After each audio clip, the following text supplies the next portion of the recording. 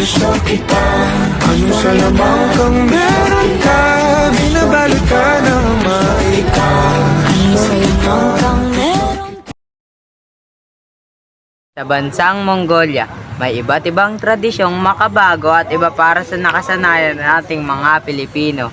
Sabay-sabay natin tungayan ang inihandog ng Group 2 mula sa pangkat 9 Leyte. Kawangis ng madilim na kalangitan ng aking nadarama. Ako'y wala sa sarili na para bang nakakulong sa isang silid. Iniisip kong anong aking mararating sa pagtanda. Gusto kong magtaguyod na mabuti upang makatulong sa aking ama. Ginagawa na itong bata na to. Timujin! Si ama,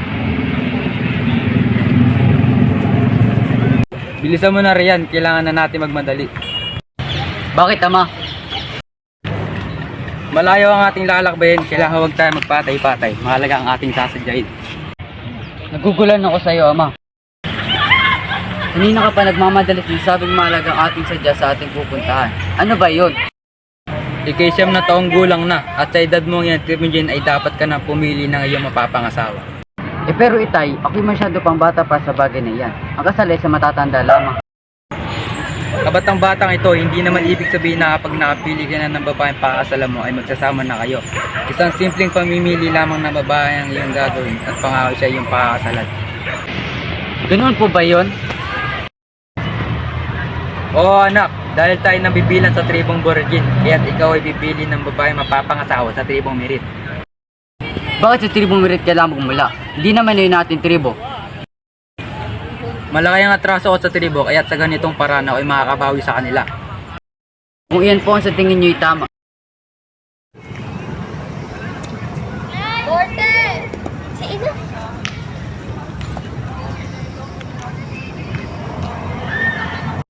Bakit po, Ina? Halika dito at mag-ayos ka ng iyong sarili dahil nais ko natutungo ka sa bayan. Halika dito at ito ang dadal mo patungo sa bayan. Mag-iingat ka, Borte, at baka makatagpo ka ng isang binata pagkakataon mo ganyan. Ina naman! Masyado pa po akong bata para riyan. O siya, Ina, una na po ako. Bye-bye! Habang naglalakbay si Timujin, may nakasalubong siya na dalawang binata na anak ng isa sa mga kalaban ng kanyang ama. Parang kilala ka namin. Ako? At paano? Oo, ikaw. Meron pa bang iba? Ikaw ay anak ng isang taksil. Tama, ang ama mo ay isang taksil. Sino ba kayo? At paano sabing taksil ang aking ama? Nagmula ka sa tribong Borjin at ang ama mo ay pinagtaksilan ng aming ama. Di totoo yung sinasabi nyo. Mabait ang aking ama. Isang taksil lang yung ama kaya dapat siyang parusahan at kasama ka na doon. Tumayo ka riyan, habulin natin siya. Dahil sa takot ni Timujin ay tinulak niya ang dalawang binata at agad naman siyang tumakbo. Nang makalayo na si Timujin at habang siya ay tumatakbo ay may nakita siya na isang dalaga na si Borte. Ikaw pa rin, araw-araw kitang niligawan, hahanapin ka.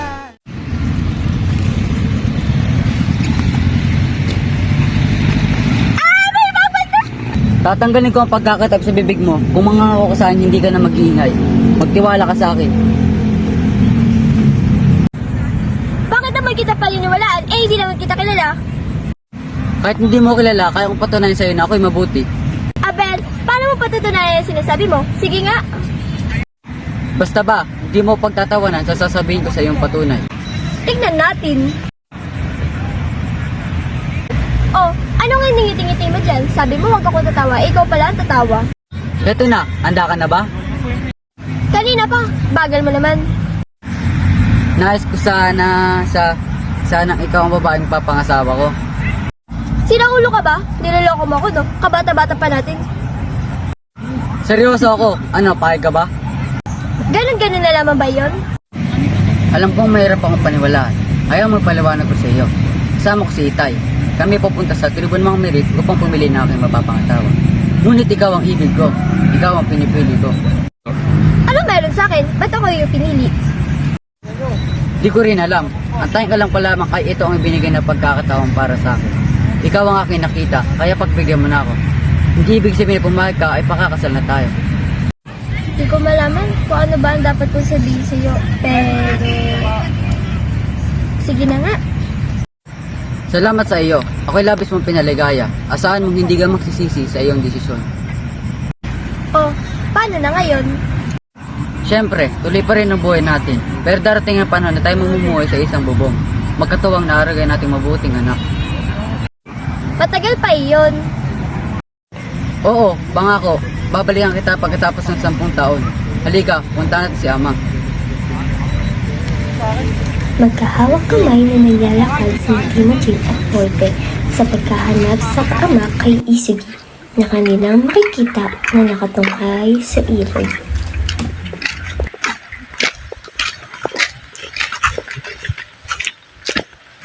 Ama! Anong? Sino siya? At bakit? Ama! Yung babae na pili ko, si Borte. Magandang gabi po. Kamusta po kayo? Pero... Ganon din si Tito Ana. Sino ba para di sumang-ayon sa iyong kagustuhan? Ang iyong buhay naman na nakataya rito.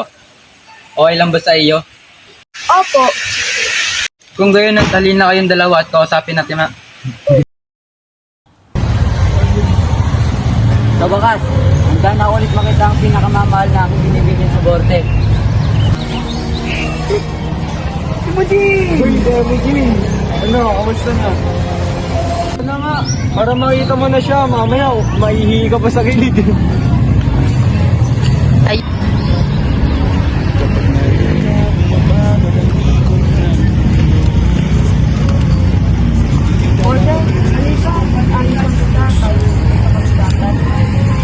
Bakit? At bakit na tayo tutungo doon? Tingnan mo naman yung mukha mo, ganyan ba ang mayon? Oo nga, para kung ikaw. Loko ka, talaga tayo sa pakitpan. Sige na nga, dapat masalo akong gaganda ha. Hinala, di makapaniwala na nakita na ang pinakabakti ng natalagan. Walang katapat, pagkamat pinagbawalan, ipaglalaban ka sapagkat ikaw lang ang pagmamahal ko. Ay, di ba ako dinagad? Uy, loko ka, ba't mo ako pinipilingan? Basta dyan ka lang at huwag kang gagalaw hanggat di ko tinatanggal ang sila. Wait lang ha, may pupuntahan lang kami. Ah! Hoy, saan kayo pupuntahin? Timothy! Isa na akong binibini. Ayun na, sobrang ganda niya. Ikaw na ba na ang binibini? Ang pangako ko ay tutuparin ko na. Timothy? Ikaw na ba yan? Timothy, ikaw nga, bumalik ka. Gaya ng aking pangako, babalik ako at ngayon handa na kitang pakasalan. Borte, aking binibini, pwede na ba kitang pakasalan? Oo naman, Timothy.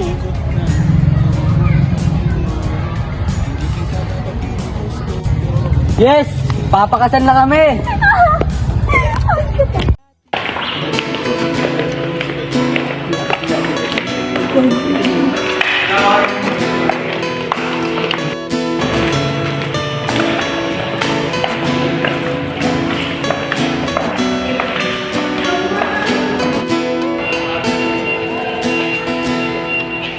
Naalala